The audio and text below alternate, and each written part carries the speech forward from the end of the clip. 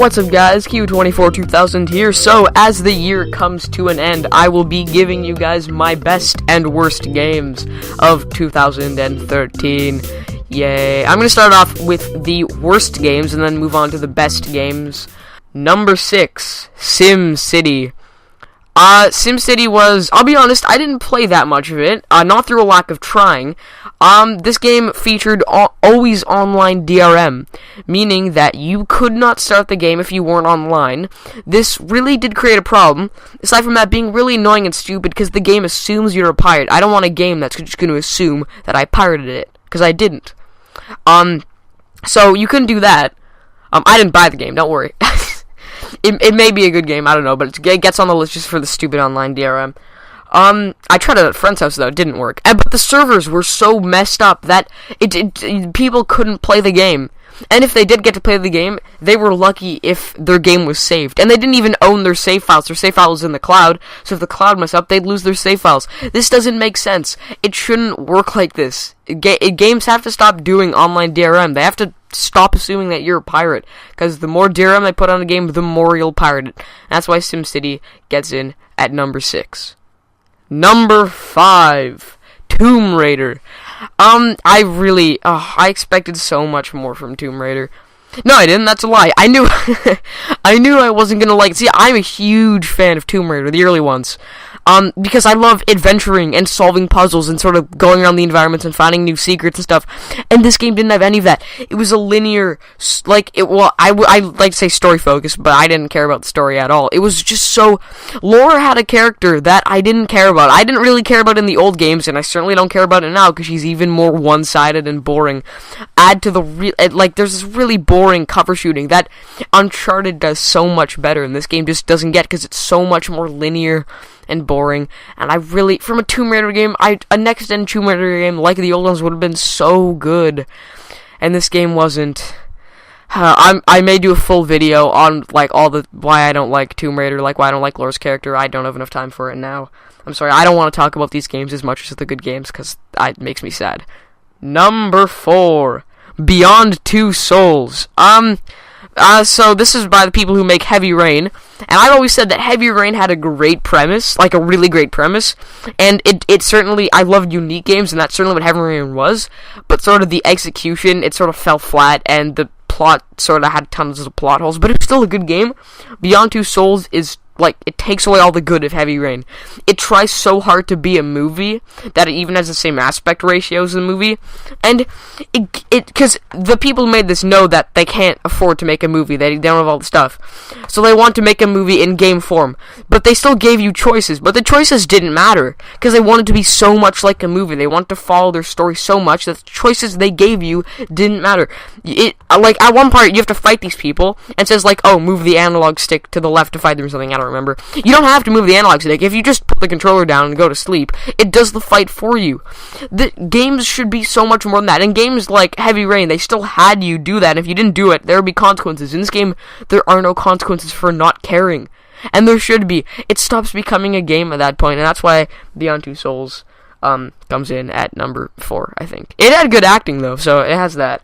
Number 3, Star Trek. I pretty much knew this game would be bad. I'm not a huge fan of Star Trek. I don't like the new movies. Star Trek Into Darkness is one of the worst films of the year, in my opinion. This game was just unfinished. It didn't work. It didn't even come close to working. The co-op was... Let's not even get started on the co-op. The game had awful graphics, gameplay that didn't work, this stupid blur that you couldn't turn off.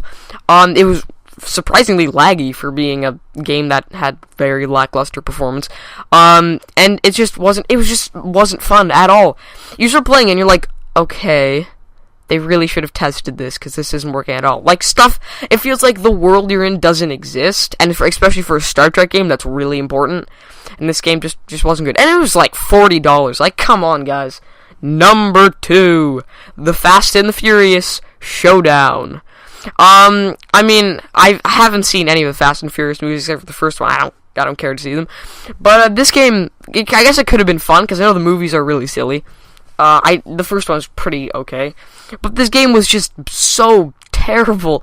It tried to put physics into it, but the physics were so broken that they didn't exist. So you're just there, and then a car just goes, it hits your car, and then it just pings off into the stratosphere.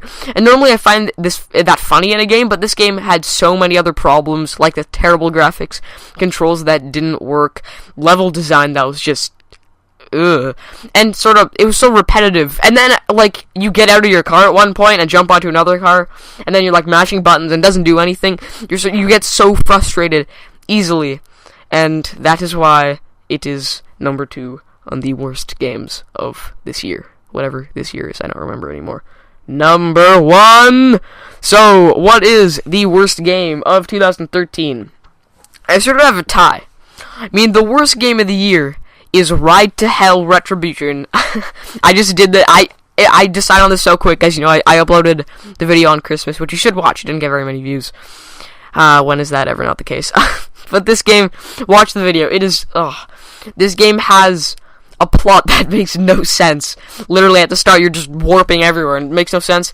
It has characters that are just, they're so bad. They're not even characters, really. They're just people who talk, and you're like, shut up, I don't care. It is really misogynistic. It's so unfair to women. The gameplay is terrible. This game feels like it was less than unfinished. It feels like they sort of made this in a day. They're like, alright, let's get a game out that we think people will buy. And I did buy it, so I'm an idiot. Well, I bought all the games on this list except for SimCity, because I wasn't gonna buy that. This game just didn't work. It didn't work at all. It tried to be this cool, edgy, badass story of revenge, but we've all seen that before, and we've seen it done better before. Every year there's a revenge tale, and they're usually not that good, and this one was the worst one I've ever played or experienced. Ride to Hell Retribution is not worth. I paid $20 for it, like, seriously. And I know it came out as like a $60 game on PS3 and Xbox. Let's not even talk about that. So that is the worst game of the year. But I also want to talk about games with microtransactions, pay to win, that sort of thing. Because this seems to be, it became sort of more of a thing this year.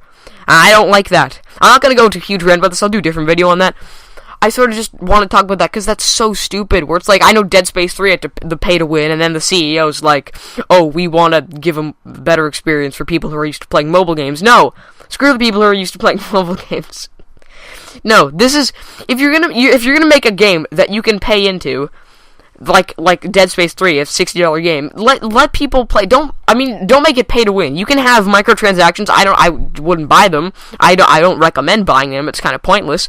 But there's no point to make it pay to win, because then people are just gonna be like, oh, well, I don't want to go through all. Like, it's in Gran Turismo 6, where it's like, it takes you so long. You get like 4,000 credits for a race if you come first. And then, so it's like the cars are like so expensive. Like, I'm never gonna get that, but I could pay $120. There's a $120 microtransaction.